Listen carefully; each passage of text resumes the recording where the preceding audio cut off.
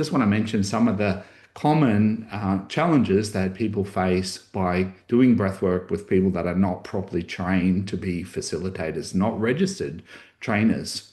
Emotional flooding is a big one. So, because the breath opens us up and activates our emotions, sometimes people become overwhelmed with the intensity of the emotion and they end up, especially in big group breathwork sessions, I hear this feedback a lot, is they come out of the session not feeling fully integrated. Their trauma has been activated, but they haven't actually integrated it.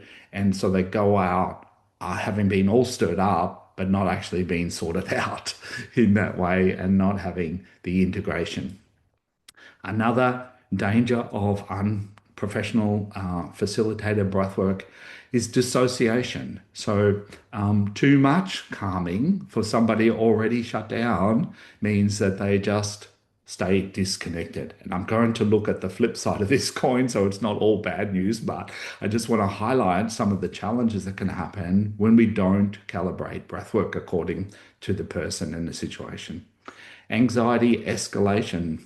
So this is one that I hear feedback. It's linked into emotional flooding. Is sometimes when people are doing the dynamic rapid breathing practices, when they're not integrated enough to be able to process that emotion, they end up with more anxiety than they started the session with.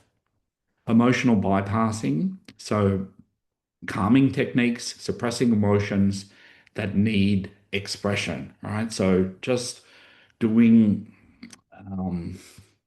cognitive based bypassing of kind of look on the bright side, cheer up, get over it, get yourself together, reframing, things like that. Positive thinking is all part of disconnecting from the emotion that needs to be processed so we can be more present and connected in our life.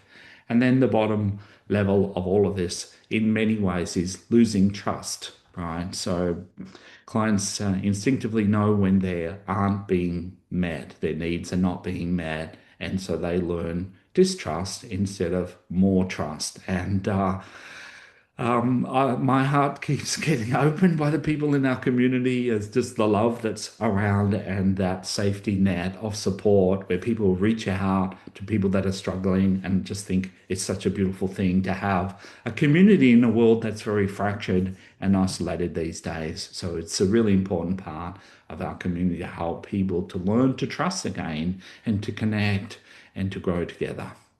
So I recommend that you always check before you do a breathwork session if your breathwork facilitator is professionally trained and registered